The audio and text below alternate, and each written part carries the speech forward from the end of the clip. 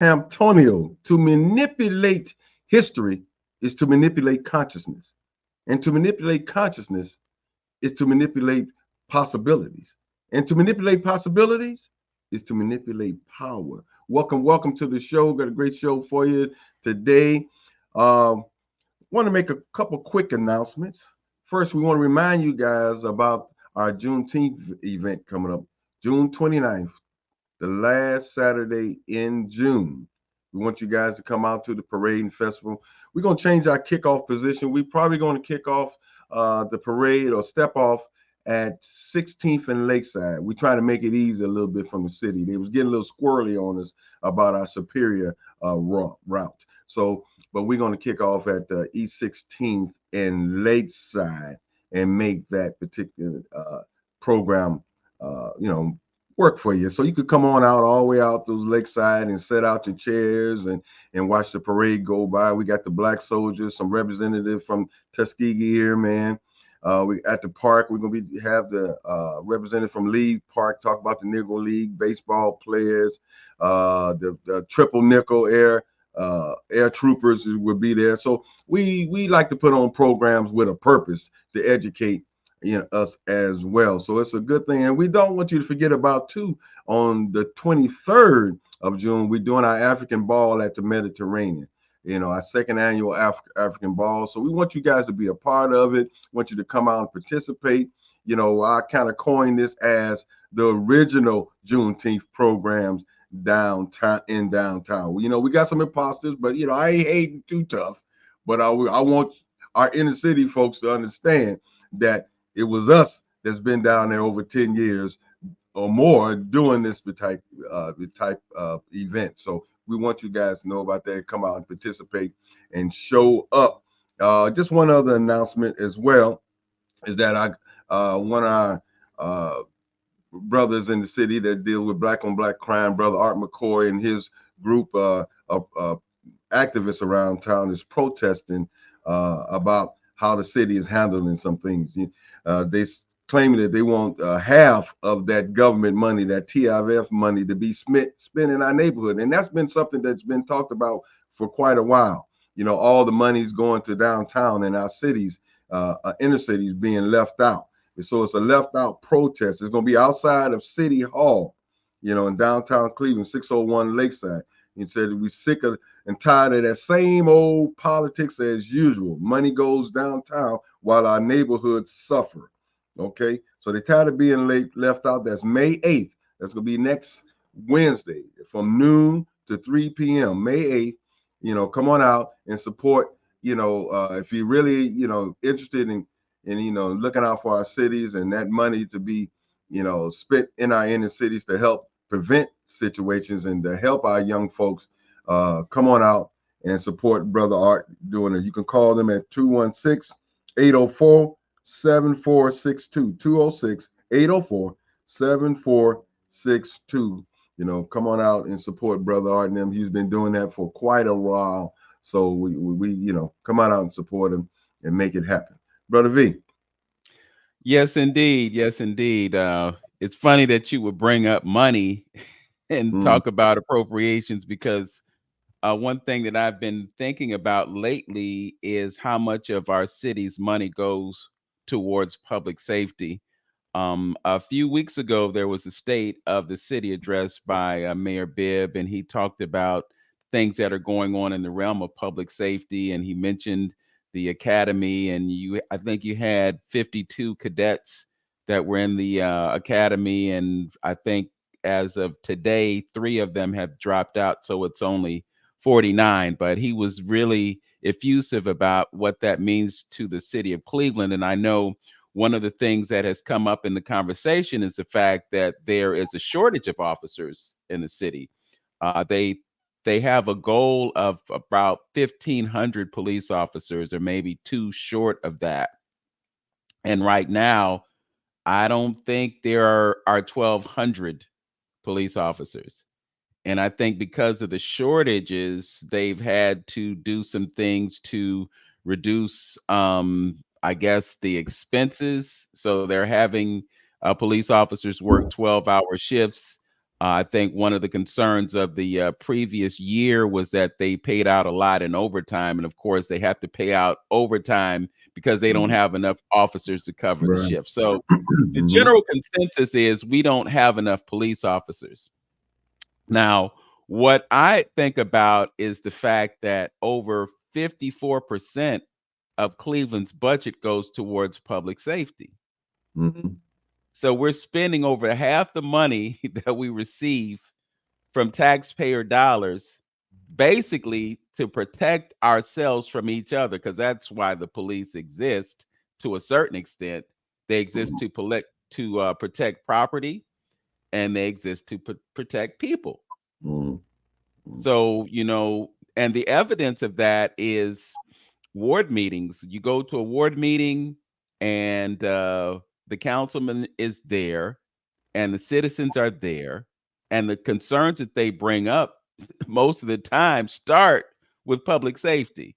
So you Mhm. go to a ward meeting, and you'll Mhm. have a commander there or a high-ranking police official there, and they're Mhm. they're taking in all this information about concerns that the public has. It's Mhm. it's the response time. It's just the issues that people have with their neighbors or people down the Mhm. street, the cars getting Right, broken right, into, the right. house, all these things. And it's like, we live our lives in this fear of fear. Mhm. When you go to bed at night, you check the top lock, you check the bottom lock, you make sure your windows are, because everybody's living in this fear that somebody is going to deal with their property. So we have this focus on our own safety, and politicians respond to it by committing the money that the city has towards these things. Now, I know this is kind of convoluted, so I'm going to try to condense it, but the Mhm. realization was that we spend so much more on public safety than we spend on the things that prevent officers from being necessary. Mhm. And Well, here's the go ahead. Mhm. well, I was just going to say one of the things that we lack in our community is art and the impact that art can have. For instance, we have the Cleveland School of the Arts, right? Mhm. And then we have all these other schools, and there's no art in them.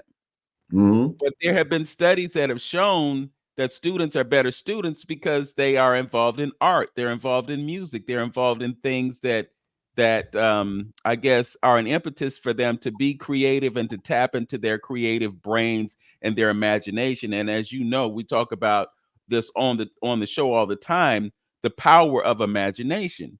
But you take that power away from children when you don't give them the opportunity to be creative. You just put some things down in front of them and tell them They're to mimicking. memorize They're that. And mimicking. They're mimicking. Yeah, right, exactly.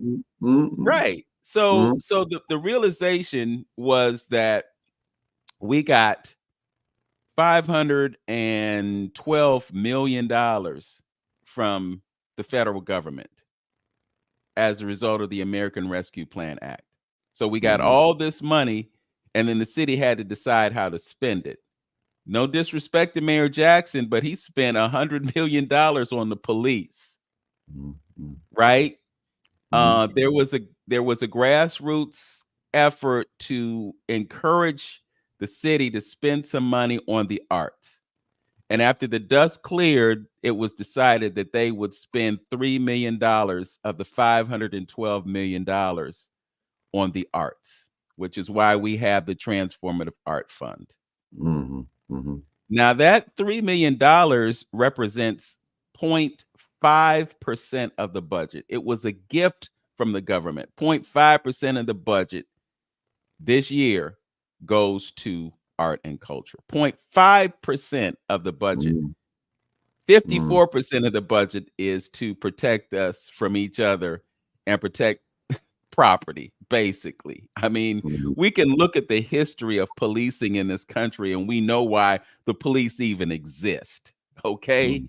Mhm. Because they needed them to protect themselves from us, Mhm. Mhm. overseers, riding Mhm. around on horses with Mhm. whatever they use to keep everybody in check. So this is convoluted, you know, and I know perhaps there are kind of relativities that exist within this argument. But what I'm coming to is that we need to think about doing things that will prevent the Mhm, things from happening that require police to respond. That's the whole point. mhm, There was a mhm, $10 million appropriation for a violence prevention program. I have no idea what that looks like. I have no idea about how that would even work, who would be involved in that. But, and I'm not saying that we shouldn't spend $10 million on violence prevention, but I'm saying that we should have a greater responsibility in mhm, terms of using the money that mhm. people generate through whatever taxes that they provide to the city, that we should be thinking about doing other things besides Mhm. hiring more police officers. Is Cleveland going to feel more secure because we have 1,500 police officers? Is that the idea? I don't know, but Mhm. you're in the law enforcement business, so I'm really interested in your take on this. Well, there's always a saying is saying that you can't police yourself out of this situation that we're in. It's I don't know if I could say more police is the answer, but I would say this is the situation we as a society has gotten ourselves into because there wasn't enough innovative thinking. There wasn't enough morality in this particular country in our cities, to notice that it's not rocket science to understand that, if you feel better about yourself, you do better about yourself. See, this society, I'm gonna come from a different angle, a little bit of a different angle. Because if you suppress the people, subjugate them, and do those particular things, you're gonna have issues. You see, because the system needs to understand the problem that we're having right now. They created. They created the situation. We could go back 400 years talking about all the stuff that they have done to create this problem, to create the consciousness, to create the type of mindset that has been transferred and generation after generation degraded, our consciousness to the point to where we are right now. Look at all the, I mean, look at all the movies, the music, and all the other stuff that they put out there to desensitize people and our children, and you got people controlling that stuff. They know what that's doing. You try to say and it gets me and it bothers me when foreigners and our European brothers and sisters look down their nose and like, what's wrong with those people? Look at them. They are just wild off the hook. They responsible for all the deaths, all this crime, this violent crime. It's these people. This no. How you gonna blame that on a group of people that have no control on any of their institutions? You know what I'm saying? You can't blame us for now. We was in control of our own educational system, our communities, and things of that nature. Then you can blame me, but you can't blame me if we sit up here begging to have Black History Month in our classrooms, and you're talking about taking that away. You had to fight to get a Martin Luther King Day. You don't know nothing. It blew all of our minds to hear something about hidden figures and these. It could go on and on about the things and the travesties and the atrocities that has been done to us as a people. That's going to create a certain type of consciousness.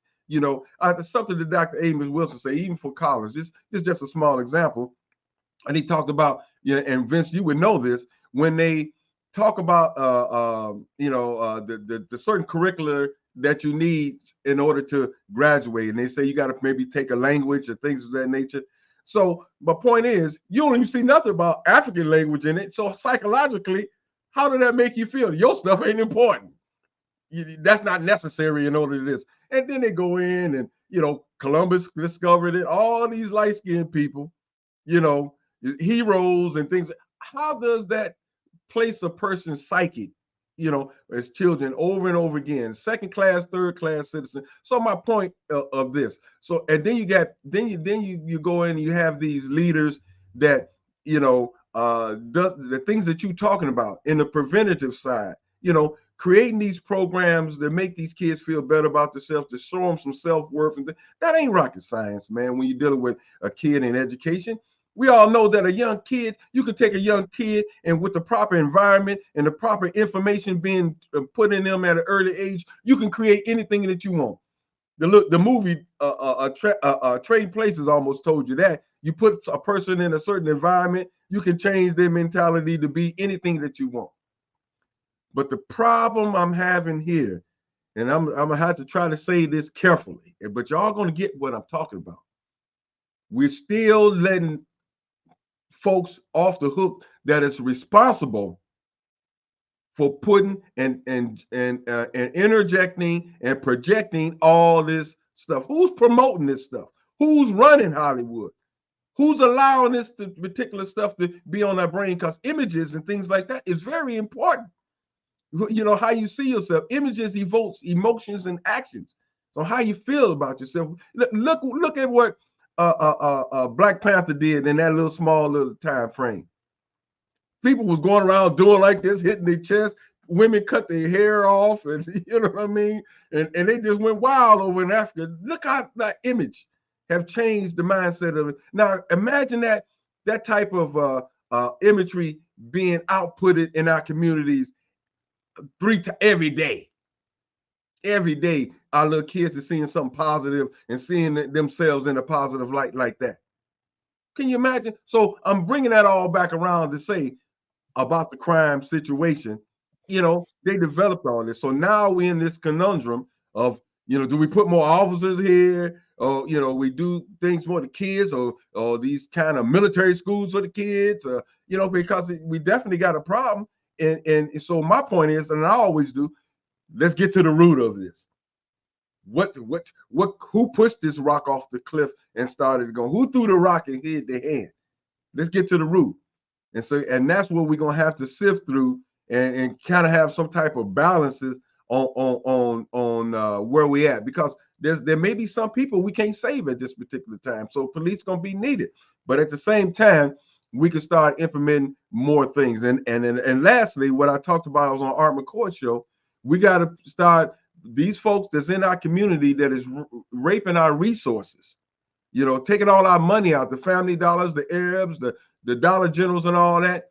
You just can't keep taking the resources out and not putting anything back. You need to be a part of the community from which it is feeding you, that is feeding your families and things of that nature. You just can't take the money out and run, and when you lock the doors, run out the community and do that. We got to hold them more accountable, put some dollars in, because there's like you was talking about with arts. There's a lot of programs out there that is underfunded that can help with the situation from which we're talking about. Well, it's interesting that you would bring that up. In 2022, artists contributed $512 million to the economy of this region in 1 year. $500 million, over $500 million, because of what artists do. So that gives you an indication that it's really important for artists to do what they do. I just want to make a few comments about the Transformative Art Fund, because, as you know, I'm on the committee that is evaluating the proposals to bring them to life and to energize different neighborhoods.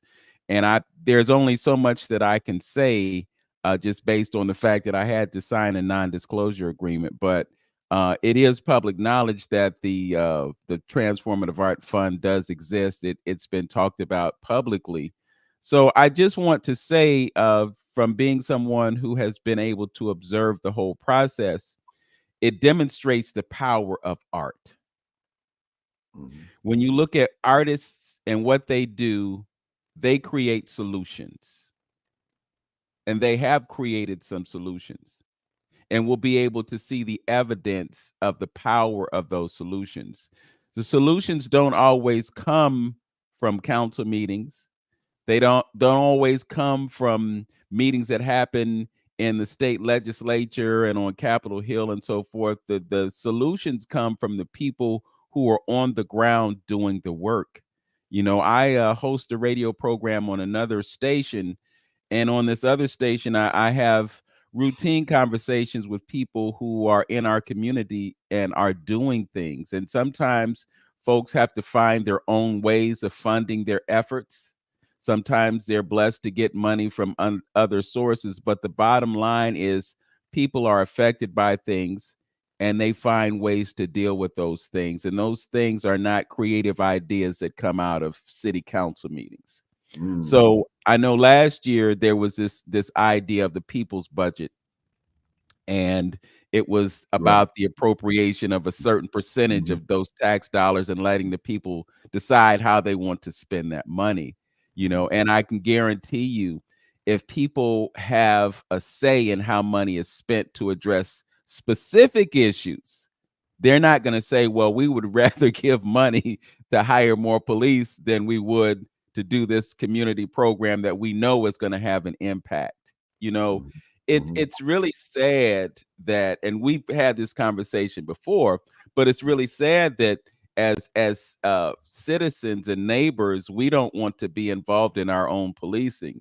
Back in the day, back in the 60s, it wasn't about Pookie living in his mama's basement. It was about somebody who said, hey, I have a genuine interest in serving my community and I want to be a police officer. And the police officer did live down the street, and he knew all the kids on the block, and people looked up to him or her and they respected that person, and you had a certain sense of ownership just because you were part of that community. But the dilemma that the police department has now is that they're having to import people from other cities and entice them with bonuses and perks and all these other things because it's the job that nobody wants to do. And if it's a job that no one wants to do, can you imagine what the mindset of that person is when it comes time to, working that 12 hours and being glad that the 12 hours are over and, I only have to work, what, 3 days a week or 4 days or whatever the situation is. But I just I don't necessarily see it as a labor of love. The enticement is you can earn great money, but earning great money in a profession is not equivalent to living in your purpose. Enjoy. And and that's the connection that I'm trying to draw in and make, a point is that you can't sit on the sidelines because policing is not going anywhere. Let's face the fact on that. So that means you have to get involved. That means we have to produce a group of people that has our best interests at heart. That's what the Black Shield. That's what I'm president of the Retirees Association. That's what I'm trying to lean them towards, of creating the type of individual that we want to serve our community. So I remember, if you may not recall, a couple years ago, I tried to reach out to different people and telling our listeners to connect me with those Black Lives Matter representatives and some of our other outspoken groups in our community. Look, we're going to have to create some type of coalition ourselves, and this is like when by talking to Professor Small, this is the perfect time because the whole Black Shield situation come about a consent decree that took place a long time ago, affirmative action case by Brother Fred Johnson them, in order to get more blacks on the job. You see, now with this shortage, this is the perfect time for us to get more blacks on the job. You know what I'm saying? Because they're looking for anybody that halfway breathing. See, but the problem is the climate and all of the negativity that police has been having is not energizing anybody that want to be the police officer.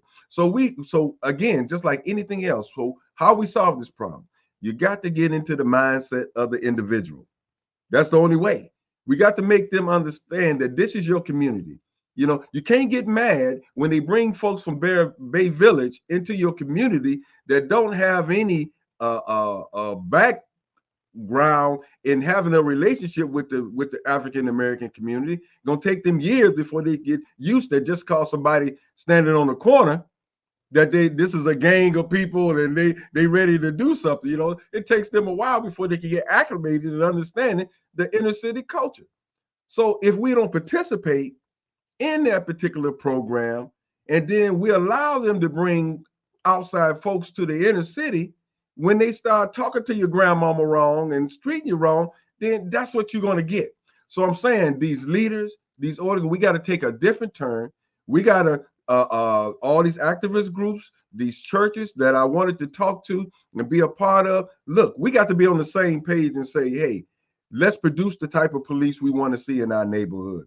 You know, let's turn them into guardians of our neighborhood. Make them understand consciously what their purpose is and their role that they should have in policing their community. And they cannot go in and accept and be victim to that same type of institutional behavior that we're seeing being displayed across our nation and in our cities. That's what's happening. So with our groups, which I envision and which I wanted to envision with the Black Shield, of us actually taking starting a program, a training program, a pre-training program, a pre-academy program, that we are bringing these people in, we're having classes with them, we're working them out, we're getting them prepared, but more importantly, we're getting them prepared mentally and conscientiously about what the job is and what the job entails. So that's the angle that I would like to go into. Yeah. A few years ago, I participated in a program that brings the new cadets, the new hires into the community. They call it reverse ride-alongs. So Right. basically, they have an opportunity to interact with people in the community and give their perspective and hear the perspectives of those who are in the communities that are being policed. And I think it's a worthwhile program.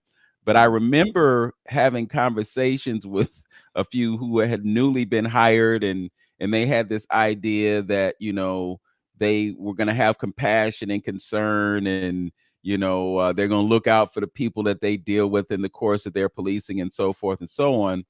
I just wonder, from your perspective, because you've been an officer for a long time, and in that period of time, you see a lot of things. And I think to a certain extent, you might develop a tough skin about certain things, because after a while, you might, and this is not you personally, but as a police officer, you might become a little bit insensitive just because you've dealt with it so much. Your For sure. patience Anybody ain't the yeah. welfare lady. She's insensitive when she, people say they be so mean. It happens. Any kind of people oriented business. But go ahead.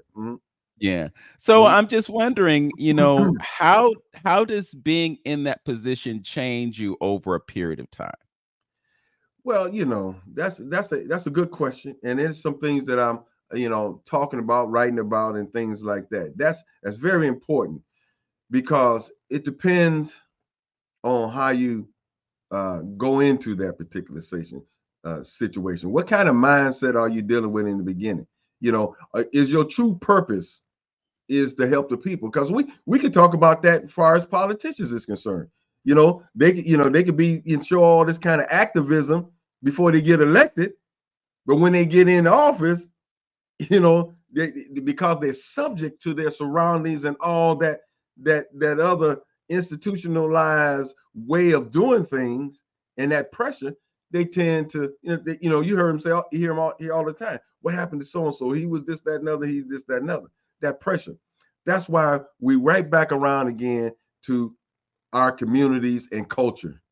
See, if you got a good foundation in your culture and who you are, and understanding those basic foundational principles that about the greater good for the greater number, you're looking out for the people, things like that. As far as me is concerned, that never penetrated me like that. Even though sometimes you get frustrated on the street about your people, just and that, I always understood that there was a root cause to why this person is acting out the way they are. You see, if you raised in craziness, you raised in drug infested situations, we can talk about drugs and how that inundated our communities and why and how that happened, and then now you got fathers gone, you got, when that crack epidemic, they were selling their cars, doing, rock rental stuff, renting their cars, it just tore down the family all together. And now you got children that are products of this type of stuff, seeing their mothers out on the streets and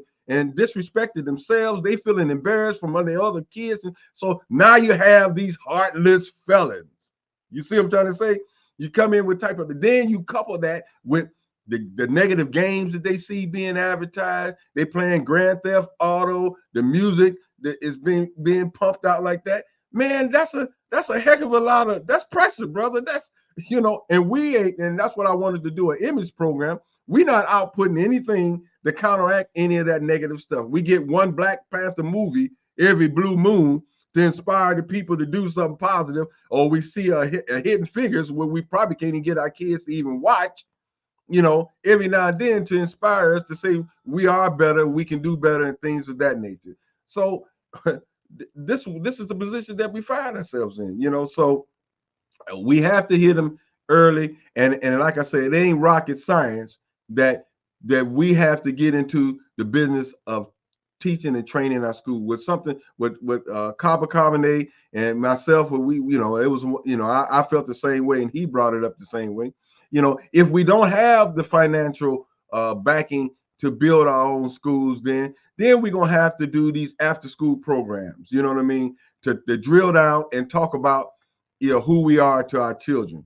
We got to get into the mindset, if we don't never take over that position of training our own kids and educating our own kids just like the Jews do, then we're gonna forever be in this problem, brother. Yes, I think you hit the nail on the head there. It really starts in the home. And one of the issues that we've had is that we've had dysfunctional parents because of the environmental issues that you raised, like the crack epidemic and so forth and so on. But on top of the illegal drugs, you have the legal drugs.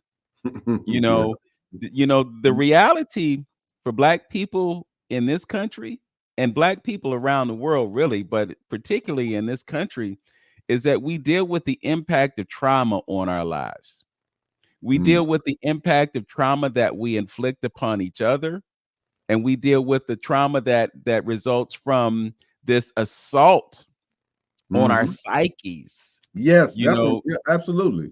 Yeah, you talk about the images that we get, and there's this thing called predictive programming. I got a message from my brother Wayne yesterday, actually, and it was about predictive programming, and there was example after example of the predictive programming involving the Twin Towers. These images went back 30, 40 years.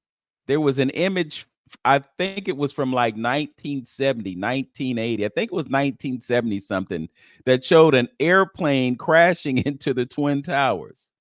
The idea of that happening, it wasn't a coincidence. It was something that we were primed for. So we get all these images in the programming that we get, and then when things happen, we have an easier time accepting them. They share what they do in plain sight. There was something that you mentioned earlier that made me think about the movie, or you mentioned Trading Places. I was thinking about Eddie Murphy, and what you said was profound. You could take a person and put them in that environment, but particularly you put a Black person in that situation. This is about genetics. It's not about superiority or anything like that. It's about genetics. Nana Kwa, Dr. Whitaker, shared something with me a few weeks ago, and it was just about the differences in our DNA chains, and the fact that we have 9 of something that others only have the genome. 6, right, and that's one of the reasons why they go through so much to take us away from understanding the power that we have in ourselves, just because of the way we're designed. That's right.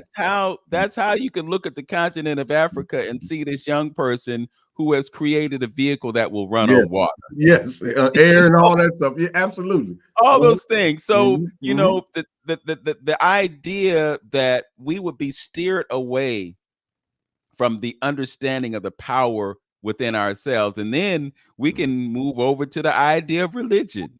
You know, because there's a difference between religion and spirituality. Back in the day, religion and spirituality were married to each other.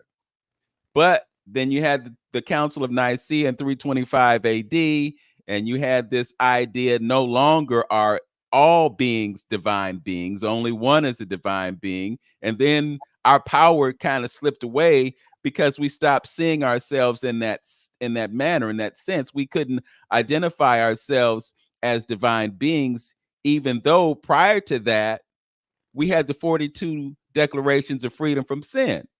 And we went through those 42 declarations every day.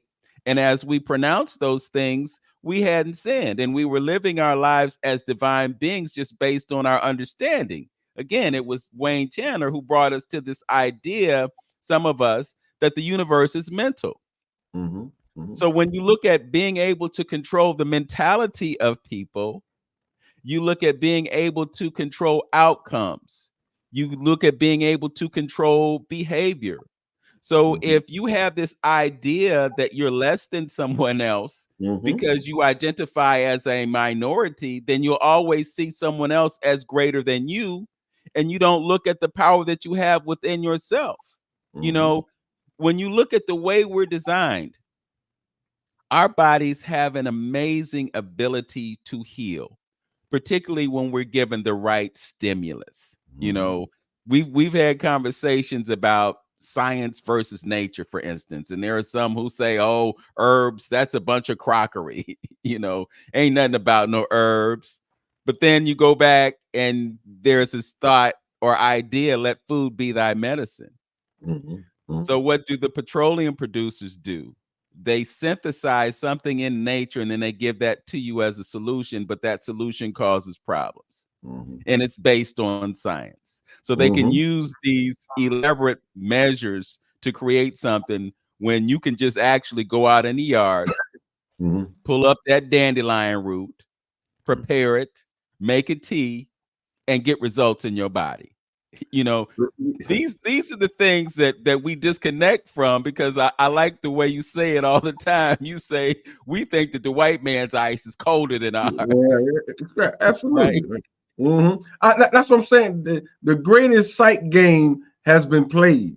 There's an African proverb that says, you don't teach the path of a gorilla you don't teach the path of the forest to an old gorilla, meaning he's been around. So I call this system and everything that we do, you know, we listening to the new kids on the block.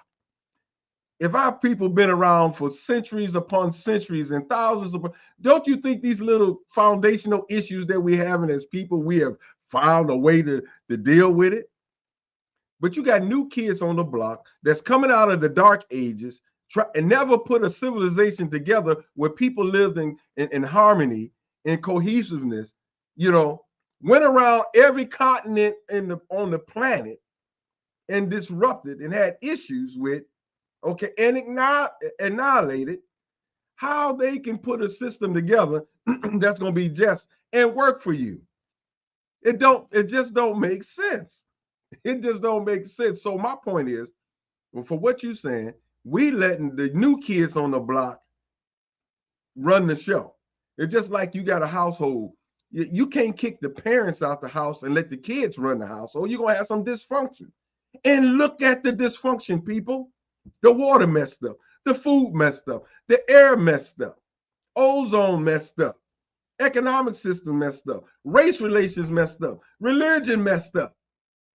Everything that you can halfway think about is messed up and is not working in harmony with nature and God around you. It's almost sacrilegious. Everything that you do is not good for you. Me and Chris were just talking about, my brother was just talking about the light system. We know it. I knew it, but it kind of got home to me, registered with me in my inner parts about the lighting system, because he was looking at infrared treatment, and actually in the lights and the bulbs that we have right now, the red spectrum of the light system is out. You can use that for healing, but you got the blue spectrum, which is harmful to you. So we're being hit from the computers, with the Blu-rays in it, the lights all in your house. It's like a slow kill for the cells.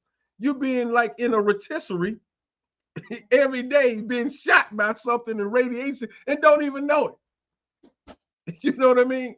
So I'm like, man, I'm gonna have to go find some bulbs that have this full light spectrum and the rate, you know. So I'm saying, and then you have people like Bill Gates want to block the sun.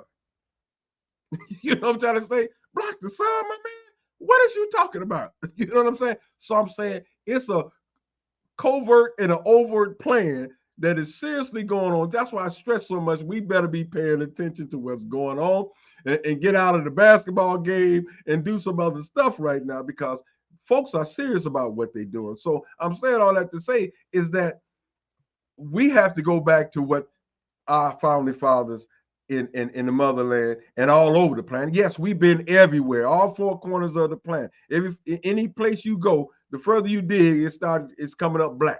Okay, you know. So my point is, yes, we've been there, but our ancestors and our DNA, from what we know from this point, come from Africa, and they wasn't around twiddling their thumbs waiting for Europe to save them. They figured out these problems. They understood these problems. So they have some foundational stuff that we can learn from it. And I've been trying to stress that for 30 years. Take a look, y'all. Take a look. It's worthy of it. Yes. I just want to shout out, I'm assuming it's a brother, Prosper T, that has been in our chat on Facebook and YouTube. And just want to remind the listeners that you're listening to 360 Info Network here on AM 1490 WERE. You can catch us on the radio. You can catch us at newstalkcleveland.com online. You can also go to Facebook and YouTube. You can go to the 360 Info Network Facebook page. You can go to Brother Hamtonio's YouTube channel, which is The Journey with Hamtonio. You can also go to my YouTube channel and you can catch our broadcast. And as Proper T is doing, you can place your comments in the chat, and those who are watching us online will be able to check us out. Also, I just want to remind you about the existence of Wings Academy. You may have heard the spot on the open of the show. There is an African-centered school in the Cleveland Municipal School District. It's called Wings Academy, and the person who is largely responsible for it is none other than Dr. Qua David Whitaker. Some of you know as Nana Kra Kwamina II. You can send your children to this school.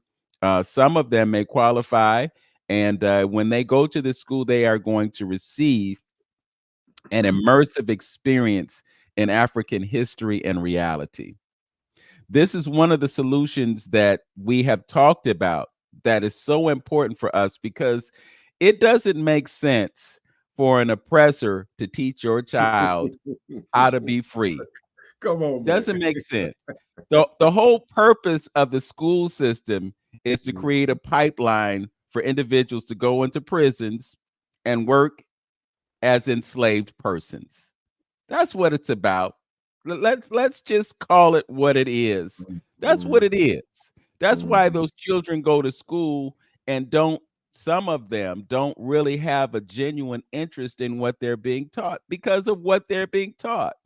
I've looked at videos online, and we talked about images. Brother Hamtonio, we talked about images, and I remember back in the day we talked about an image campaign. I think that the internet is kind of serving that purpose to an extent right now, because 10 years ago, you weren't on Facebook necessarily seeing as much Black history as you see now. You have platforms like TikTok, which is kind of imperiled now because the Congress wants to, they want to ban it. They want to take it over. And when they take it over, the algorithms that were associated with the previous version will be gone, and they'll be starting from scratch. But I'm going to tell you, I have learned more from Instagram and TikTok. Absolutely, some good stuff on there. Than I learned in 15 years of being in school. The things that we're learning about, because there are people who are conscientious enough to share that information so that we get the things that we didn't get. I have a very good memory of being in high school and having a conversation with the history teacher, and I'm like, I'm looking at the book and I'm seeing, the enslavement that happened, and that whole paradigm. So I get it. We were slaves in America at one point, but I'm thinking, well, what were black people doing in the 1920s? What were we doing in the 30s? What were we doing in the 40s? What were we doing in the 50s? It's not in this book. So I, Mhm. I asked my teacher, I said, well, why aren't we learning this? And you know what he told me? Mm. In a matter of speaking, he says, I can't teach you because I wasn't taught. Oh, okay. Okay. Okay. And he was being genuine, and it Mm. just so happened that I had written a paper in my English class about Reconstruction and post emancipation. So I had information about what happened after the Emancipation Proclamation was signed into law and all that. So I was able to share that information with my history class, because Oh, what okay. I was Yeah. sharing with them was what was not in the history book. But the point of it is that the oppressor is not going to equip you for success in life. They're going to equip you to serve their agenda and their purpose. So they created schools so that they could have a supply of factory workers who really only needed to follow orders, follow directives, and create products that would enrich folk. Mhm. But Mhm. it wasn't about our success. One of Right. the biggest issues with capitalism as it exists right now is that you look at the salary structure, and the CEO makes 2,000 times what the frontline worker makes. Where's the equity in that? Mm. Why would that person on the front line have an interest in the success of the company when they're not getting the benefit of it? So if you had a shared ownership of that company, then those frontline workers would be so much more productive, Yeah. and they would Yeah. be able to live successfully in life because their needs would be met. But when you look at a country that the minimum wage has been 7.25 for how long? And year after year after year, we continue to have inflation.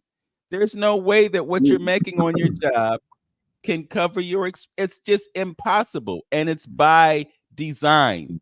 And then when you talk about increasing the minimum wage, the business owners say, oh, well, we can't do that. We can't pay these people more because they're cutting corners to get as much out of the folks that they have in the first Mhm. place. It, You it, know, it's it's called greed, man. Greed. Greed is taking us down the toilet right now, Vince. It's all about greed. You know, is it rocket science to know that this plastic is wreaking havoc on our planet and in our communities and in our bodies? Why not go right back to using glass bottles that kids can go back and get money and recycle those things? What's wrong with that? Okay, you didn't make 50 billion, made 48 billion. So doggone what? Where's the morality at, my brother? See, and we need to understand that our school system was based on. I think they say the father of our education is they call his last name is Mans. I forgot his first name is Man. He Horace went over, Mann. huh? Horace. Horace Mann. Right, Horace Mann. That's right, Horace Mann. So he went over there to Germany to get the blueprint on how public schools should be set up. Put them in rows, and it was because Germany was talking about how they can control the mentality of the people. This is how the system is set up.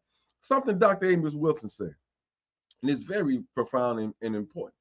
If your educational system does not teach the children to fix your current problems, then you have a problem.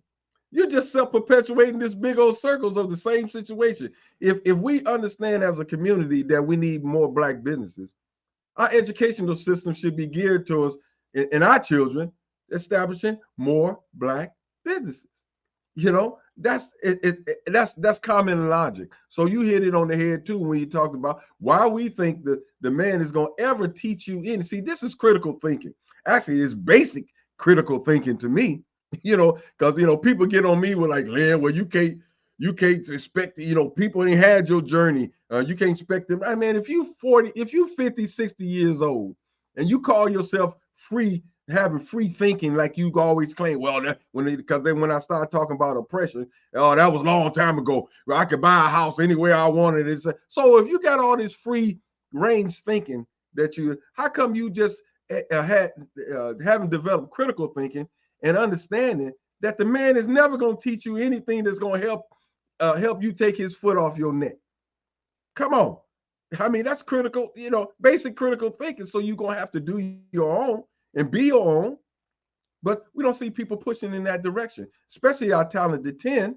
You look at it, it takes people like Dr. Umar Johnson to really power that. And I mean, you got Dr. Whitaker, we talked about the school and Wayne Academy and all those kind of things like that. We got that should be popping up all over the place. All over the place. But to me, that's basic level of trying to get yourself together to some form of independency, integrity, community. All those things is necessary. So again, but we sit back and let the man run the show, follow the lead of our children, that we can see the destruction and how everything is lined up right now, falling down. It's about to crumble down on top of us. But when you start mentioning anything about leaving this place, no. The man done showed you for over 400 years. He don't give a doggone if you built this country.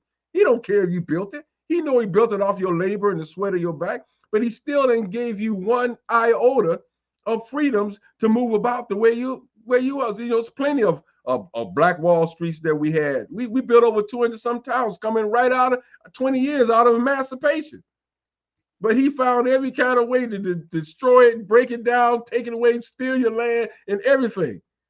So yes. My point is, how long are you going to keep looking at it like that? So at least think about some other alternatives, When you think you ever going to have a come to Jesus moment?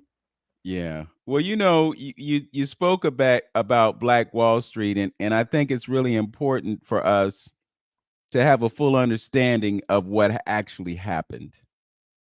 Because after they had that situation where buildings got burned down and folks got pushed out and so forth and so on, those brothers and sisters recreated what they had.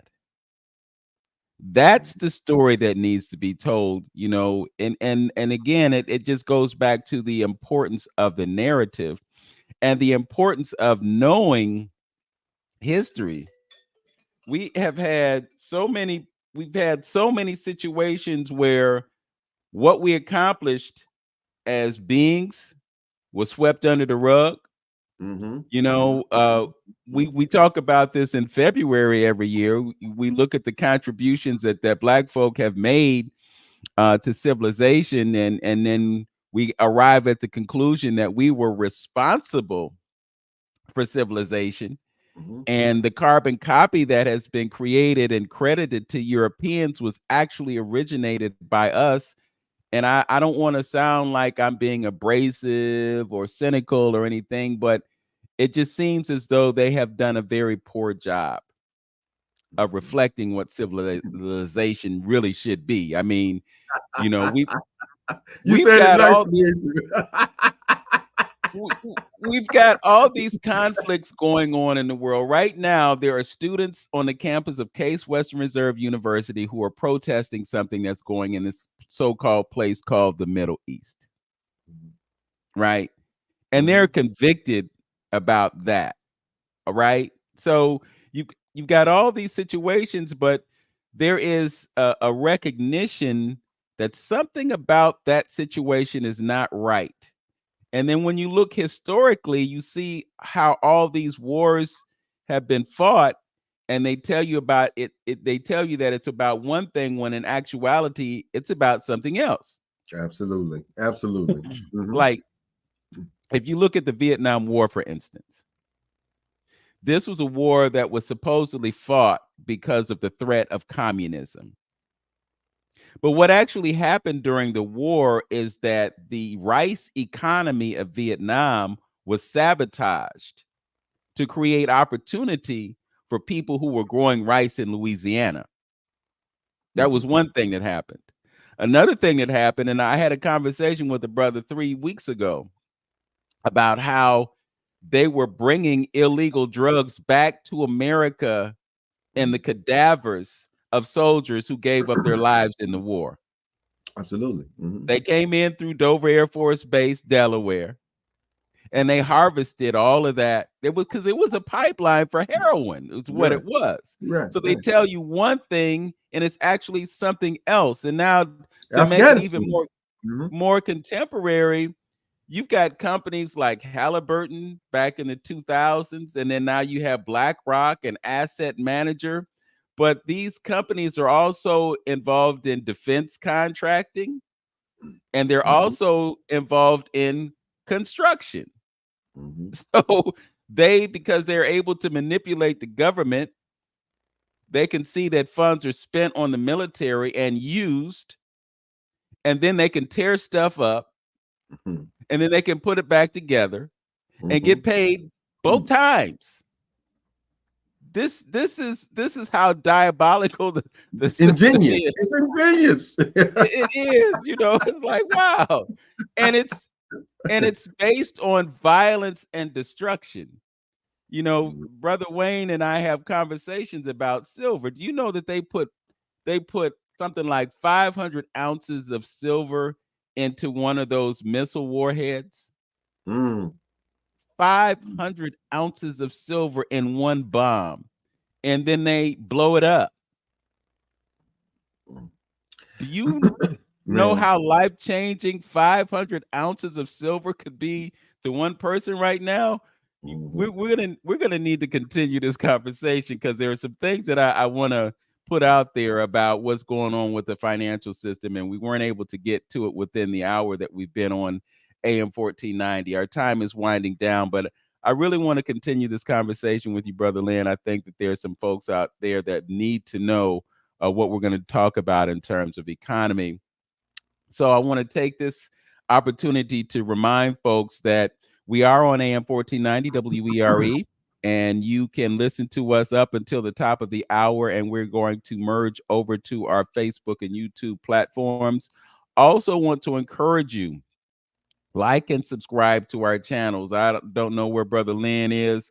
Magic number is 1,000. We both need 1,000 subscribers on our channels in order for us to get the maximum benefit for having these channels. We've been doing this for free. We've been doing this programming for free for a long time.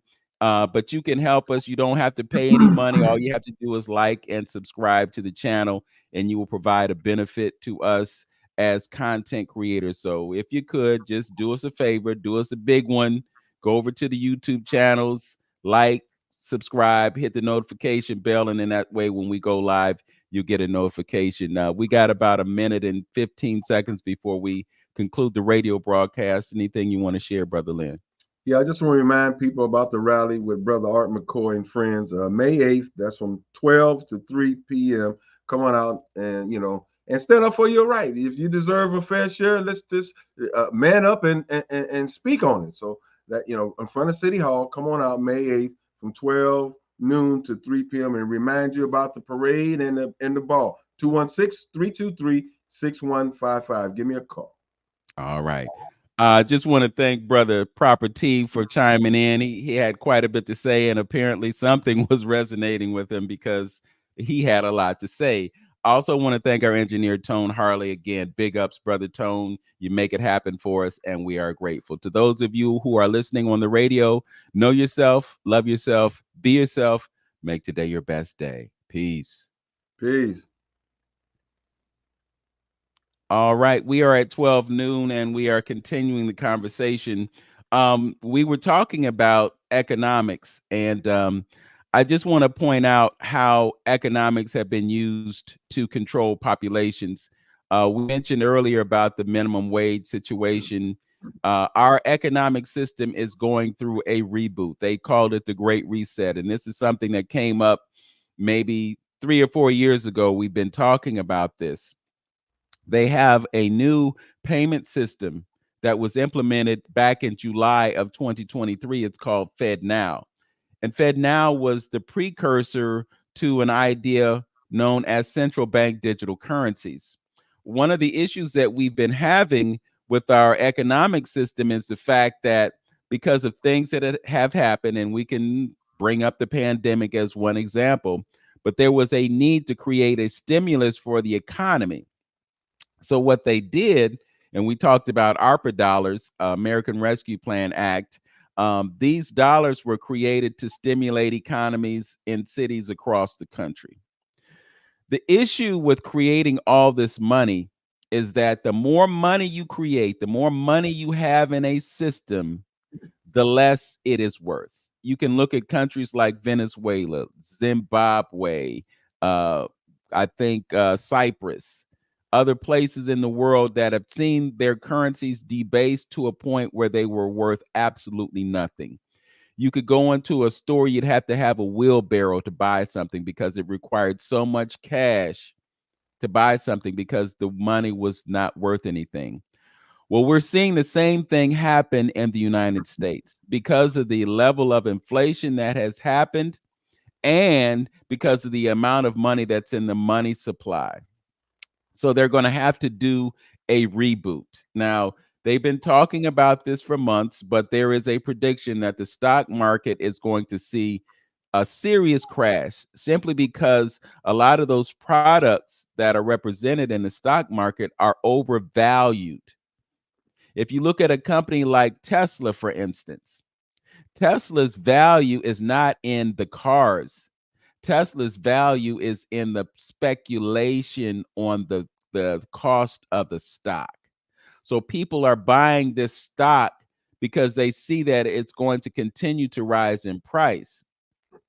So Tesla doesn't make as much in terms of numbers on General Motors, Toyota, and other companies, but Tesla is the number one automaker in the world just because of the speculation of the value of their stock. Somebody who represents the Democrat Party has been circulating memes on Facebook about the stock market being at an all-time high and looking at the level of the stock market as being a reflection on the prosperity of the American population. But the problem with that is that the American population is not invested in the stock market to any degree that they would be able to profit from it because they have been controlled by the manipulation of the economy. You have the chairman of the Fed, Jerome Powell, and for the longest time they were saying, well, we want to keep inflation at 2%. This is part of how they have manipulated the economy. But a few months ago, he just basically threw his hands up and said, hey, we can't keep it at 2%. And there's not really a whole lot that we can do to keep it under control. So the American country has eliminated its debt ceiling, and they've given themselves permission to print as much money as they need to print. And with that, you're going to have inflation like we've never seen before. Last year we saw inflation pushing what they were telling us was like 8-9%, when in actuality it was really more like 16, 17, 18. Some said it was as high as 20%. So this is the reality of living in this country. Things are designed in such a way to keep us so divided. That's what this whole Republican Democrat face off is all about. Keep us so divided that at no point do we ever unite against the forces that are looking to keep us under control. They control us through controlling energy prices because that limits your mobility. They control us by controlling the food supply and corrupting it with things. Lynn, we talked about the water. Why do you put fluoride in water when you know that it affects the pineal gland, creates calcification of the pineal gland, which is really the seat of your intuition and your ability to be in tune with nature? So they want to corrupt your ability to be in tune with yourself, to have ideas and things that will enable you to survive, but not only survive, to thrive. They don't want your success. They want you to fail because your failure means their success. That's the reality. We talk about the World Economic Forum and other think tanks that exist right now. Their sole purpose is to maintain a certain level of control that keeps you from having it. Yeah, you hit it. Go ahead. Yeah, we walk around doing this all day. All day we're tuned in, we're plugged in to information that come from these media companies that control most of the information that we receive. And Mhm. in order for us to be successful in life, we got to put the phone down. Just like Erica Badu said, I can make you put your phone down. You know, you got to put the phone down. You got to close the laptop. A few weeks ago, we had this phenomenon called the eclipse. And people all over the world, or wherever they could, I can't say all over the world because they couldn't see it in some parts of the world, but people in certain parts of the world were able to look in and tune into that. But there was a reason not to. And most people didn't know about the reason not to look at the sun that way. And this is not something that was promoted on the media. The media was saying, hey, everybody, look at the sun. Look, during this moment, it's going to be magical, so forth and so on. To me, that eclipse was like the Super Bowl. It was an opportunity for people to be focused on something so that they could receive other information. The Super Bowl ain't about the game. The Super Bowl is about the commercials. Super Bowl does not exist without commercials.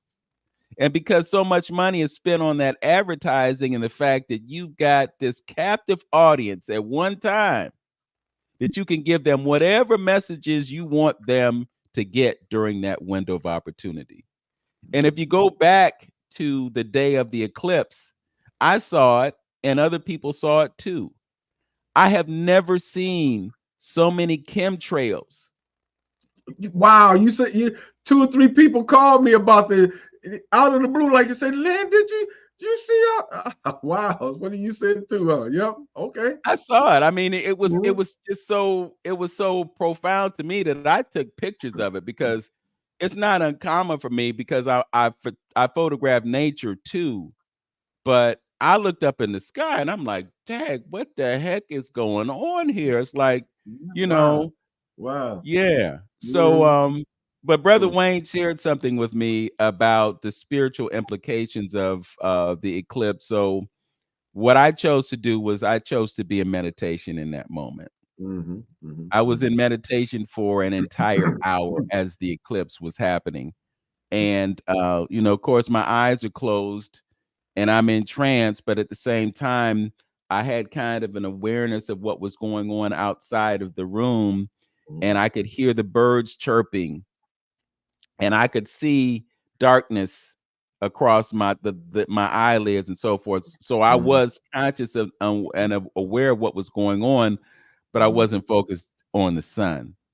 And mhm. again, I need to do more homework in terms of fully understanding the implications of not viewing the eclipse, but it was definitely something that we should have an awareness of. And my personal perspective, bruh, is Mhm, that this opportunity was utilized by the people who want to control. This is mhm, why, mhm. all these companies are putting out these glasses that you can look at the sun. So it's not safe, but you wear these little 20 cent, you know, these little 20 cent glasses, and you're gonna be okay. Yeah, I mean, it all goes but that back to that as well, man. You just critical thinking again. I'm back to critical thinking and looking around you and seeing and being aware of what you're dealing with, who you're dealing with, you know, is very, very important because in knowing our culture, that's why I'm definitely a proponent of looking back and seeing what your ancestors and people that's engulfed in Eastern philosophy, what they have to say. They've been on the planet for a long time and had culture. And if you would look at it, most of them have culture that evolves around nature. All right. Their whole philosophy is set around how to live in harmony with nature and balance. That is important. That is important. And we know that through history, it teaches us that the system coming out of Europe has always been out of balance. You see? So the methods, the mythology, the ideology, and everything else that comes forth from that, because they're in control right now and controlling the planet, it's going to come from a perspective that is not going to be beneficial to people of color.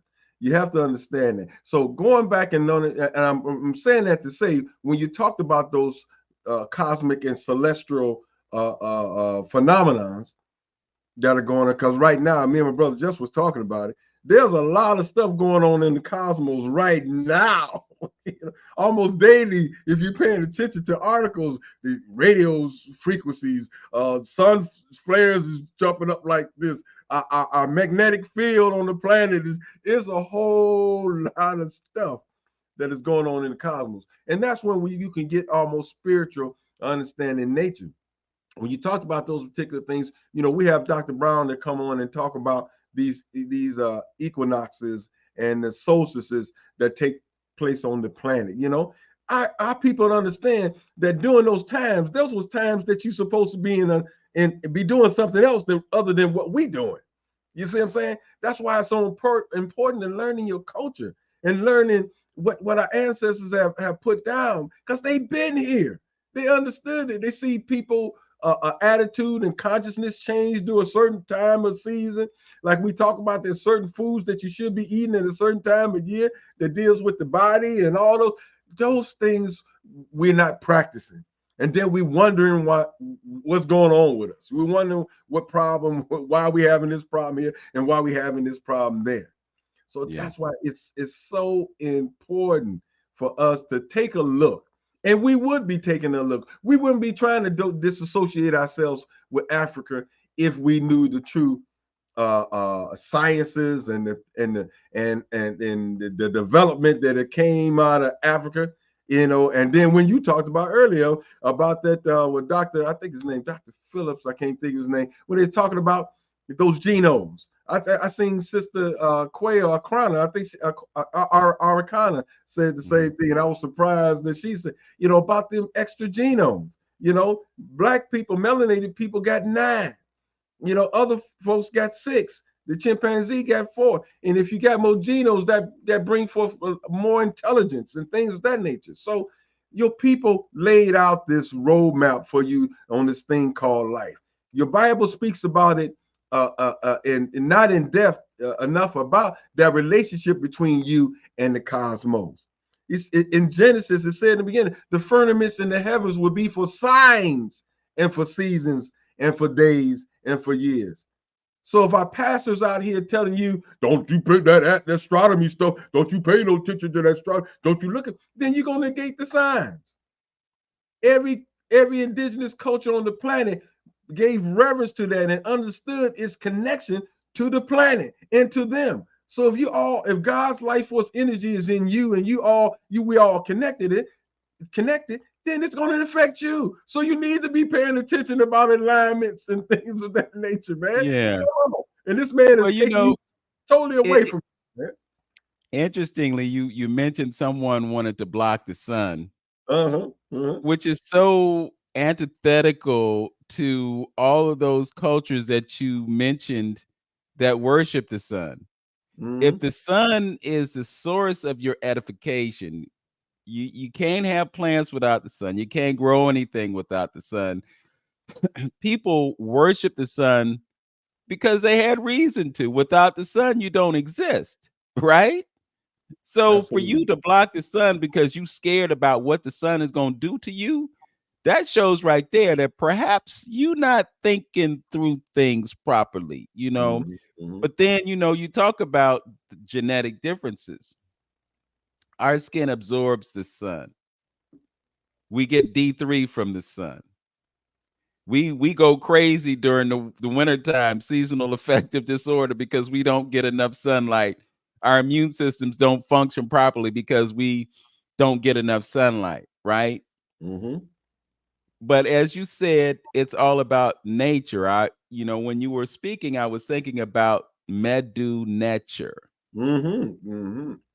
And Mm-hmm. nature same thing. Mm-hmm. So when you understand your connection to nature, you have an ability to live successfully just because of that connection. But when you make that departure from nature, when you make that disengagement, that's when you have the issues.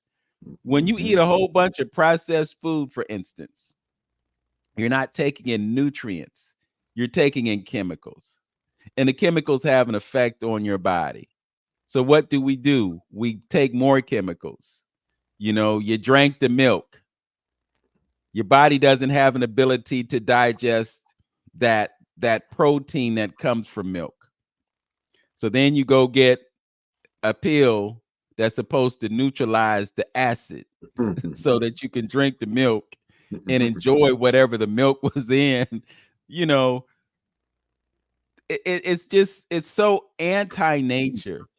I Yes. mean, Yes. how many of us would actually crawl up under a cow and put our lips on something to get some milk from it? We're not going to do that from the cow. As an infant, you do it from your mother because that's the reason that the breast is there. You Mm-hmm. know, I was talking with we were talking with Richard Bona a couple weeks ago, and he mentioned the Oh yeah, fact yeah, that yeah, yeah. he was That was he was fun. he was nursing up until he was 5 years old. Hold up, I need to take a I think milk he said, break. no, I think he said 10. I think he said 10 years I old. don't know if it was, I think he said, I don't know, but I'm just saying that to say Man, that this is what it's for. man, that's And I don't want to get us taken off of YouTube or anything like that, because we can't suggest that there are certain things that aren't good for us, if you know what I'm saying. mm, But what a mother does for an infant with her milk is one of the greatest defenses for their immune systems. mm. And Absolutely. what we do typically is when that child is in that critical uh, development period, we give them a whole bunch of chemicals that compromise their ability to live life without certain things because we've given them those chemicals. You know, it comes back to True. what you take in, it's either going to help you or hurt you. Mm. And you have to develop the mentality that allows you to know the difference. Hey. Somebody shared a video with me yesterday, and it Mhm, was about Aldi. Aldi is one of my favorite places because they sell a lot of organic stuff. mhm, And there have been measures to prevent truth in labeling, so they don't want you to know that things have been genetically modified. But you've mhm, got products that are coming from other countries, and you have some products that are here in America, and they will put on the label that this food product has bioengineered ooh, substances. mm, Now, if mm, you don't have that critical analytical thinking cap on as you do, brother, you see that and it doesn't even mean anything to you. mm, mm, But if you read mm, between the lines, it's like, oh, bioengineered. That means mm, that they use science to create a difference in this product. So it's not what it was originally. And if it's not what it was originally, then yeah, it could do some damage. I bought a package of wild rice from Aldi, and I looked at the back of the package, and there it was. This mm. food product contains bioengineered elements, Wow, wow, you wow, know, wow, but wow. it was wild rice, and then there was a packet inside that had a whole bunch of stuff in it that I know that I don't eat. Mhm. So, and there was whey in there. There was some kind of corn product in there, and I just Mhm, happen to know that over 90% of the corn that's sold in America and grown in America is genetically modified. mhm, So I had the discretion to say, I'm not going to use the packet. I'm just going to use the rice. The rice mhm, is okay. But mhm, all that other stuff that they give you to flavor the rice, that's where the problem is. And that just goes to the idea that, again, we have to think critically and analytically. We got to read the labels, and not only that, we have to have mhm. the discipline. How many times, bruh, does the birthday roll around and somebody set a cake in front of you with a whole bunch of candles on it and say, "We love you. You love me, but you're gonna give me this poison, and then you're gonna ask me to participate in a ritual because that's what it is. Blowing the candles out on the cake is a ritual, Mhm. and what it does is it symbolizes extermination. When you blow out a candle, you take away light. When you take away light, Mm. what does Mhm. that mean? Mm. Well, we don't think about that because we've been socialized into certain behaviors and Mhm. we accept them as normal. So Yeah. it's normal to eat a great big dose of white sugar on your birthday, and then you're gonna pay the price for it because it's happened to me, bro. I'm Mm. speaking from experience. I had Mhm. the cake and I got sick Mhm. within days because I don't Mhm. do sugar like that, you know. Mhm. Mhm. But we accept that, you know. It's like, okay, I'm gonna have a cup of coffee. I'm gonna like Dr. Africa would say, I'm gonna have some some chicken embryos, Mhm. right? Mhm. You know, you're gonna have some chicken embryos. You're gonna have the pus because you put the pus from the cow into the coffee to give it a milky consistency or whatever. You know, you do all these things without really thinking about, well, what is this going to do to me? And then after it does what it does, you go to CVS, you go to Rite Aid, which is another story because Rite, as it is expressed in Rite Aid, is about ritual. Mm. That's where that right comes from. You talk about rites of passage or Rite Mhm. Aid, you know, so you helping with the rituals. Give him the That's right age. right. Hey man, Go good. ahead. Yeah. I was just, and I'm saying, thinking about, here's the thing, if you picked up or understood anything that we talked about thus far, and I hope I was able to make you think about all the degradation and destruction that has been taking place in the system and the system that has been put together, you know, that is not in the best interest of regular folks, and how greed have taken over and made all the decisions. When we talked about the plastics and stuff like that as well, that they know that it's causing harm.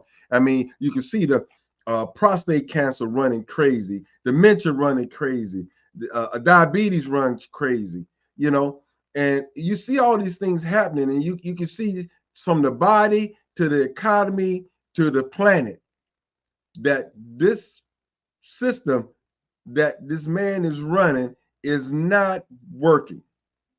It's not in your best interest. It is not working. And that's where I'm going right back to critical thinking again, Vince. Critical thinking. I mean, you're seeing this, you're experiencing this. This is in your face. So my question is, when you was talking about food and animals and all those things, with those kind of qualities, with that kind of history, what with that kind of past that you can see, how could you trust the man to do anything for you? You think he's going to do the proper thing and taking care of those animals and feeding them right and taking them to the market right? He's going to fatten them up, shoot them up with anything to make a dollar. Come on, man. I'm not saying I might never eat a piece of chicken before in life, but I'm saying if you're going to eat some chicken, know where it's coming from.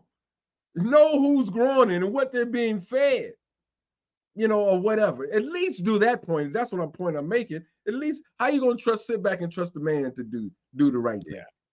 Yeah. Come on, man. He done showed you this, showed you over and over for years and years that he's not gonna do it right.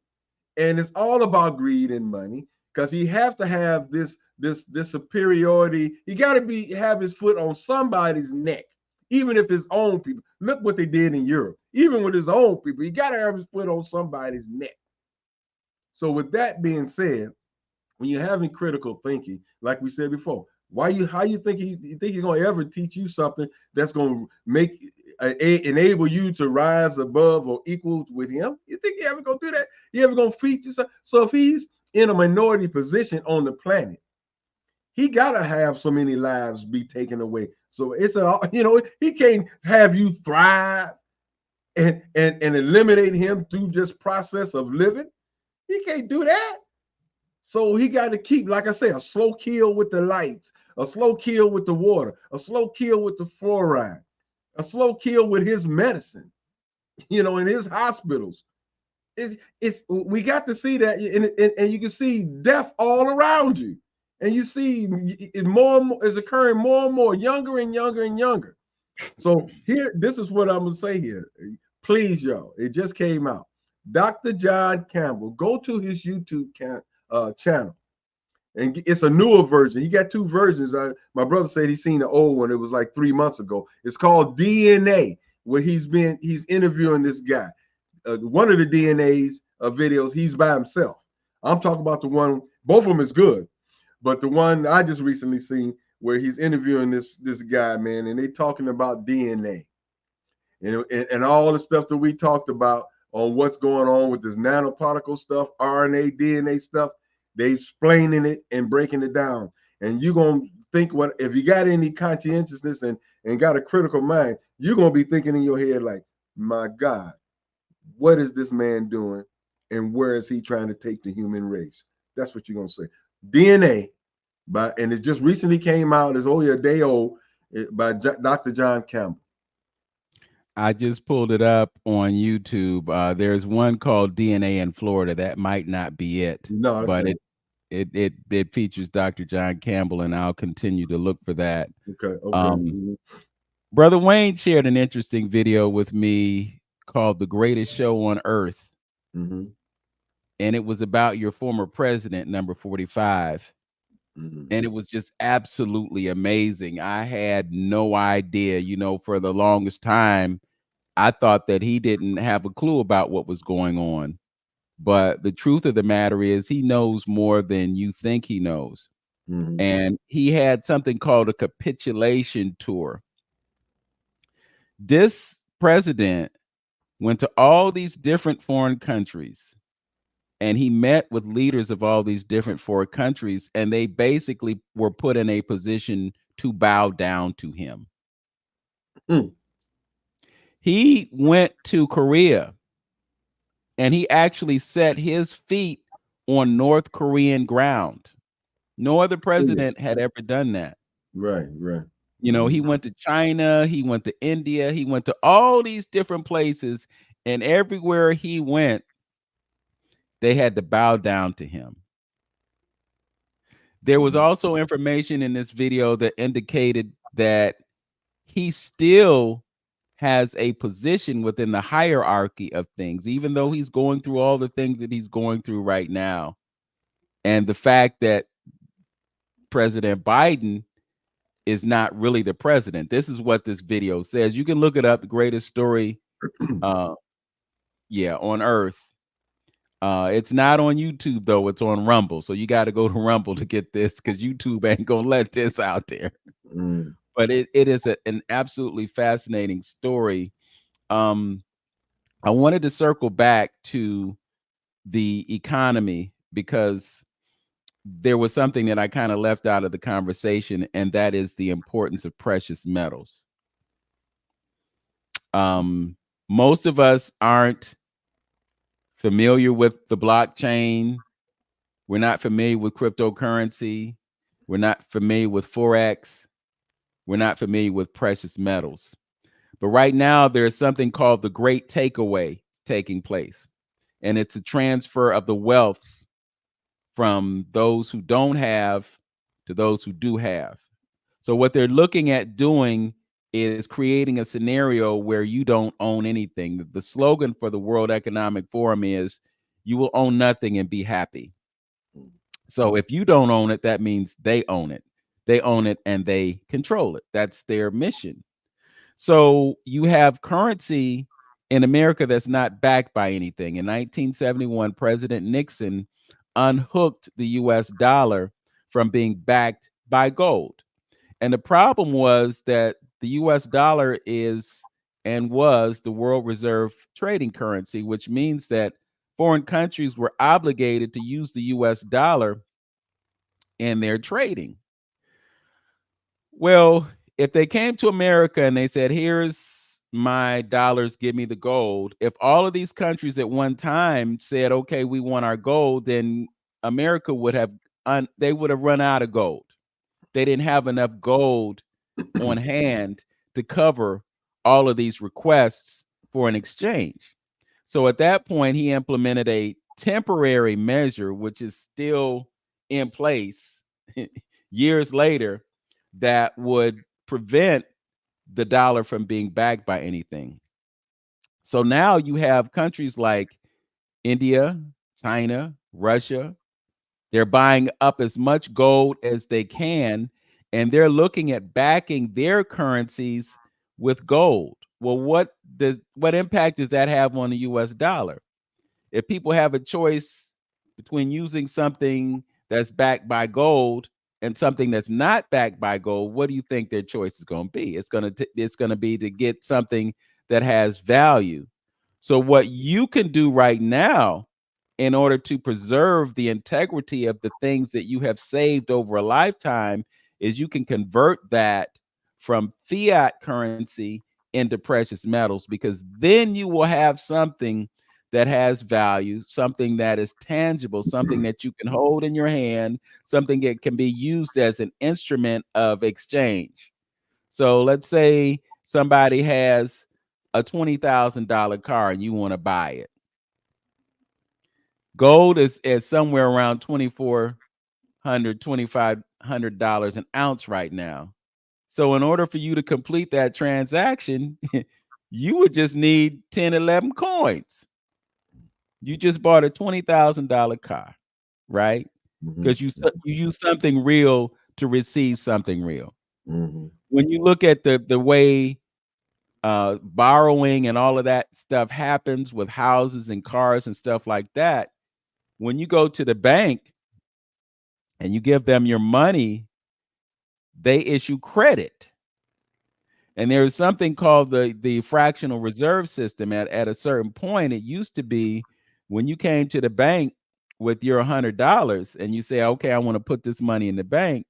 Well, now the bank has credit for $1,000. You came with $1,000. Now the bank has credit for $10,000. They didn't print $10,000. It's just creative accounting. The bank was only required to have 10% of their deposits on hand.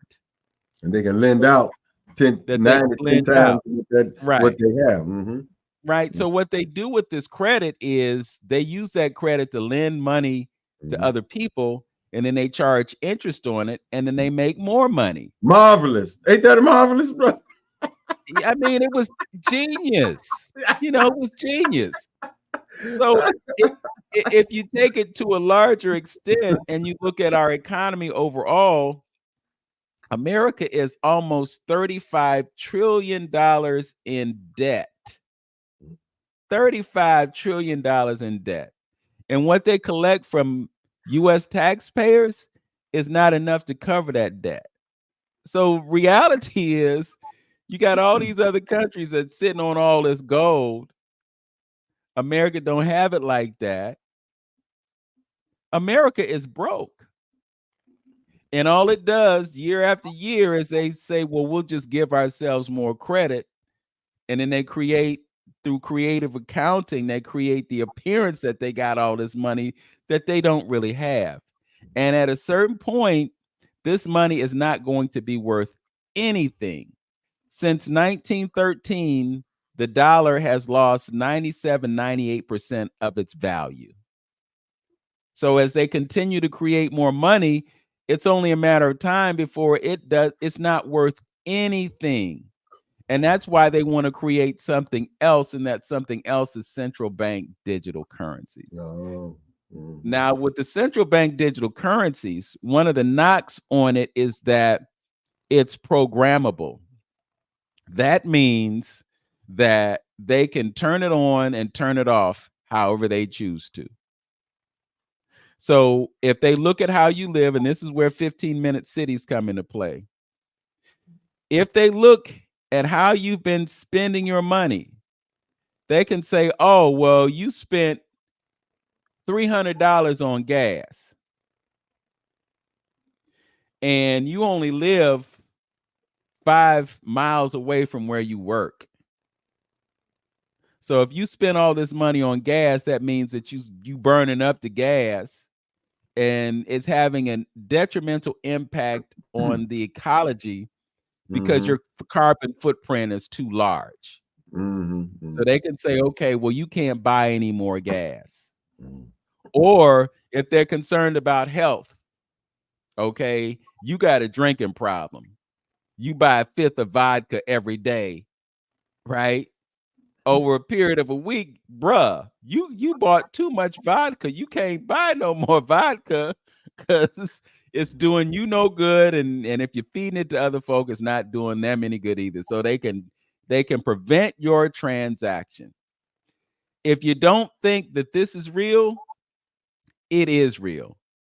Because in certain places, and you can look back to Canada last year when they had the trucker strike, the banks shut down their bank accounts. You couldn't buy or sell or anything. You couldn't use your account because they froze it. So this idea of them being able to control your money, it's not as far-fetched as you think it is. That's what they want to do with central bank digital currencies. On top of that, they want to give cryptocurrency, the central bank digital currencies, they want to give them an expiration date. So just think, you got $2,000 in $100 bills, right? And then all of a sudden they say, well, this paper isn't good anymore. Well, they could do the same thing with central bank digital currencies. They could say that this money no longer exists and it's just a keystroke on a computer. Your account is wiped out. That's what they want to do with central bank digital currencies. Now, there are states like Florida and Texas that are saying central bank digital currencies cannot be legal in our state. So there is a certain level of resistance. But the idea is that they want to give the banks greater control over your money. Christine Lagarde is running the European Central Bank. And she and her folks in the Bank for International Settlements think that it's a bad idea for you to have cash and for you to use cash. So they are putting restrictions on how much you can spend with fiat currency. So if you spend more than 500 euros on something, it's a problem. They want to prevent you from spending fiat currency beyond a certain. Now, here in America, if you spend on something that exceeds a certain amount, your account gets flagged. If you go to the bank and you say, I want to withdraw $1,500, then they're going to ask you, well, what are you going to use it for? You gave them your money and you asked for your money back, and they're giving you the third degree. It's my money. I spend it on whatever I want to spend it on. Why? What gives you the right to ask me what I'm going to do with my money? But the problem is, when you put your money in their bank, it's not your money anymore. And that's why they can limit what you do with it, because it's not your money anymore. When you got that gold and silver, it's your money. They don't have control. Go ahead, bro.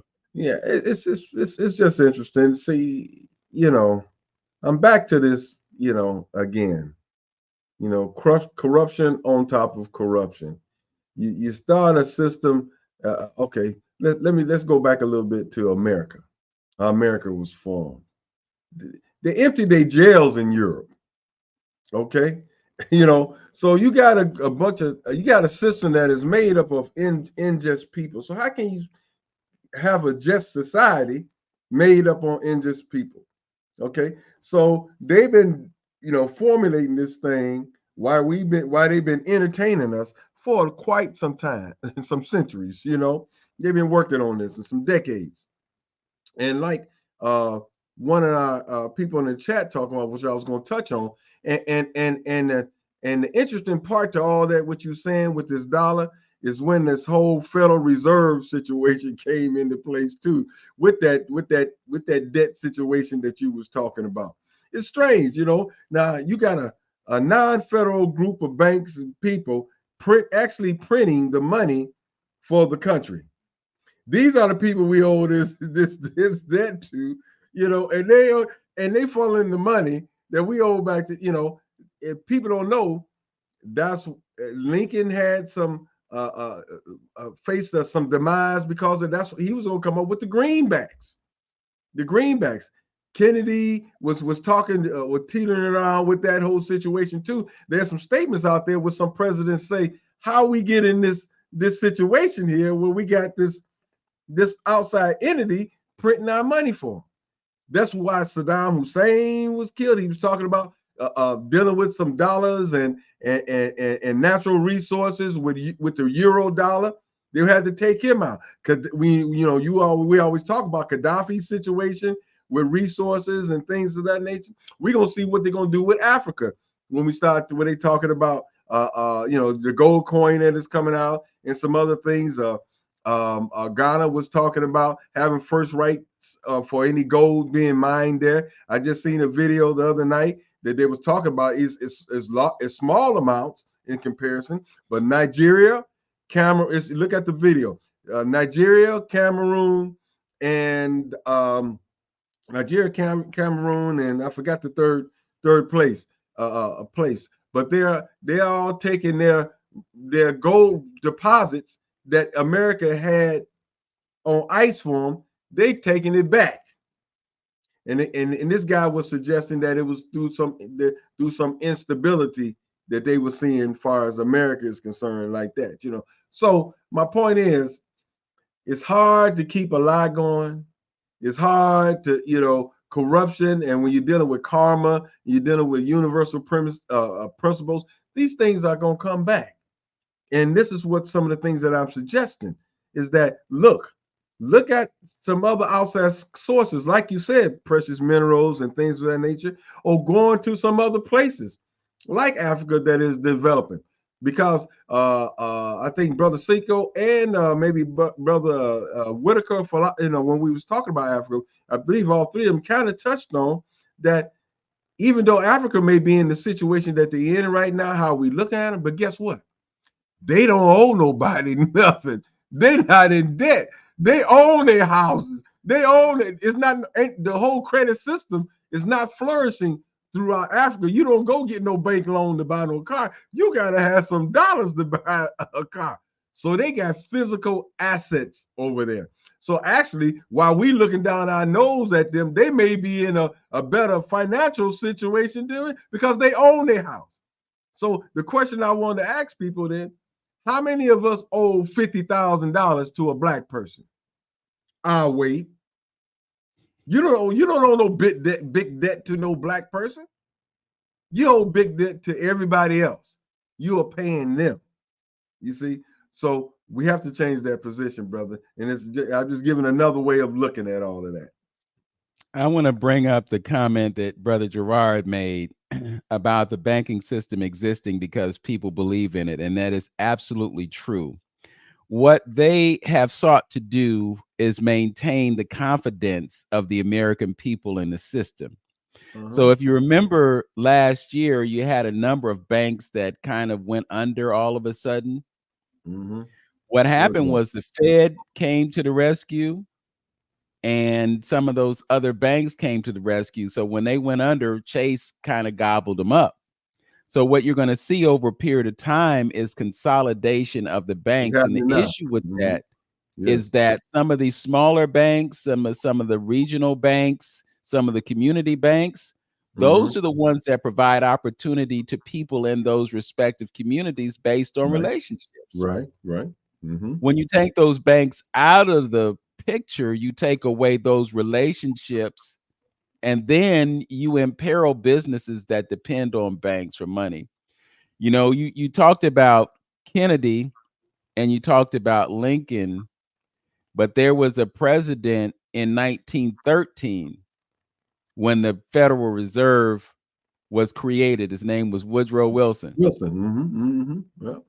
Wilson had this idea that he got pimped. He regretted the creation of the Federal Reserve System because what he saw was that it took away the power from the people. And this whole idea of a central bank has been detrimental to us since it was created back in 1913. These are the things that people aren't aware of, but they do everything that they can to maintain confidence in the system. You have something called the Federal Deposit Insurance Corporation. The FDIC insures bank deposits up to like $250,000. It might be higher right now. They may have raised it. I can't recall exactly.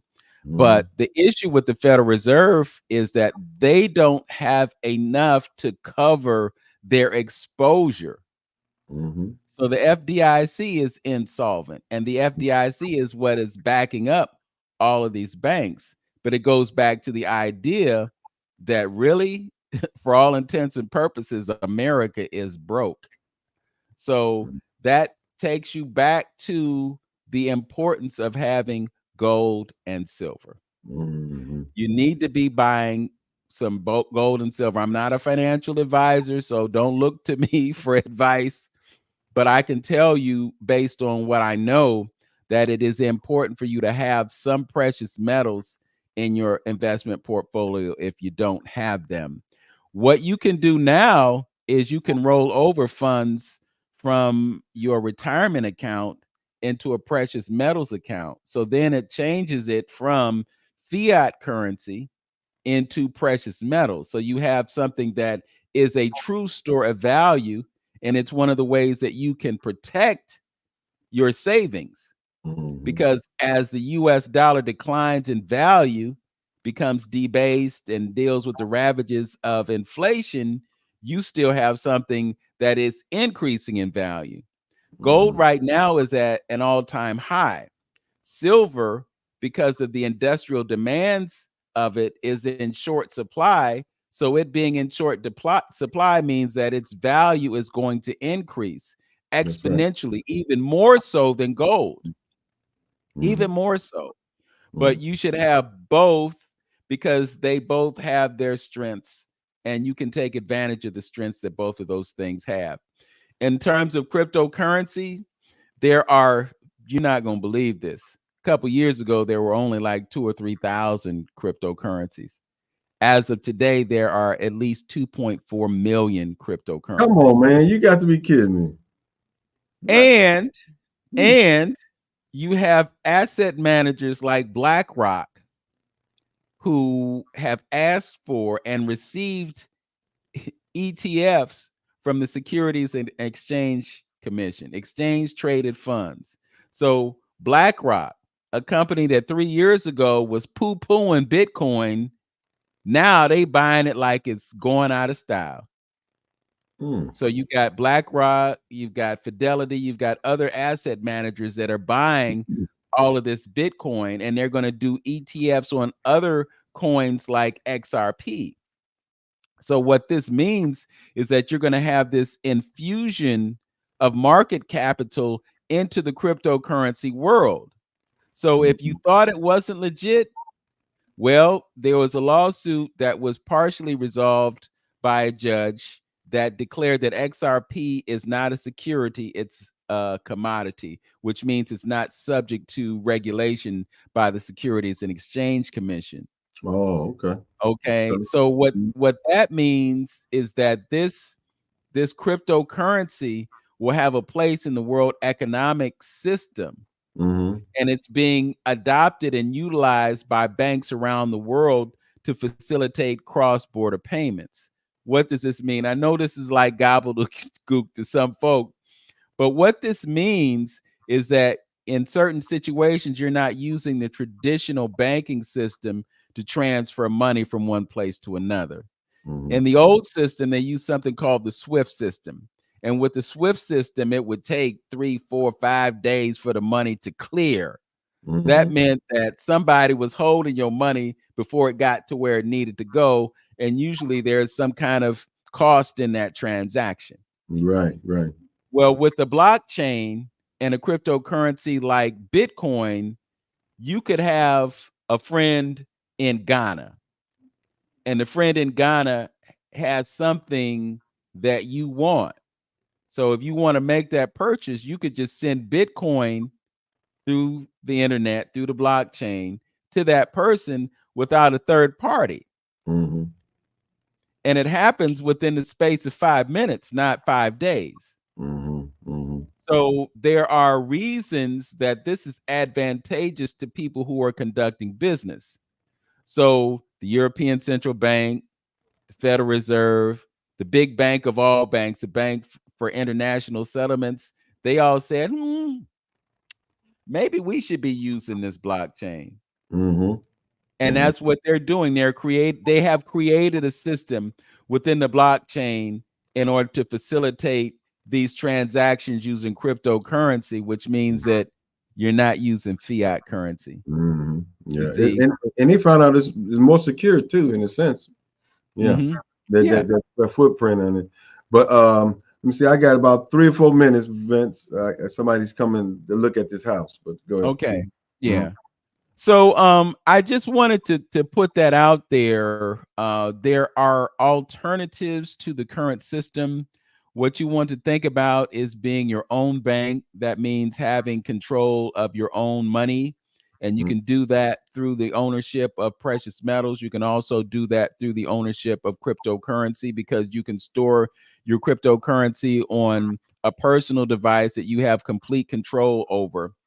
And that way your money's not in the bank where they can do whatever they want to with it, because it ain't your money, it's their money, and they're going to use it the way they choose and to use. And you can always have land. You always let's not forget that. You can always have land. Oh yeah. You can have land, and you can also get ahead in real estate. That's probably the thing that has created the most millionaires of all, is real estate. But yeah, pay attention, because the things that we're talking about, they're not talking about them in mainstream media to the extent that it's going to help you get ahead, because they don't want you to get ahead. We'll be bringing you. We actually, we're going to be dealing with. It seems like they're going towards the Hunger Games, that they're going to have to supply, with the IA and all that stuff coming up. I mean AI. I'm sorry, coming up and taking away jobs. What people going to do?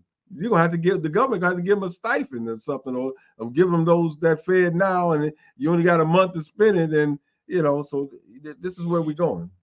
Yeah, well, they've come up with something called universal basic income, and what they're going to be doing basically is giving Americans an allowance, but it won't be enough for you to get ahead.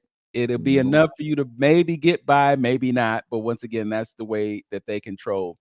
Just know that we are going to bring you more information about the issues that we're talking about right now, so that you can be informed and so that you can make decisions about how you deal with your finances, and how you can survive what's coming. Because the Hunger Games, it may have been a movie, but coming back to not having enough police, it all comes back to the same thing. And so you're going to have to know what's going on in order to protect yourself and to protect your interests. We didn't have the show that we were supposed to have, Brother Lynn, but we had a great show today. I think there was something in it for everyone. And again, we appreciate everyone who tuned in.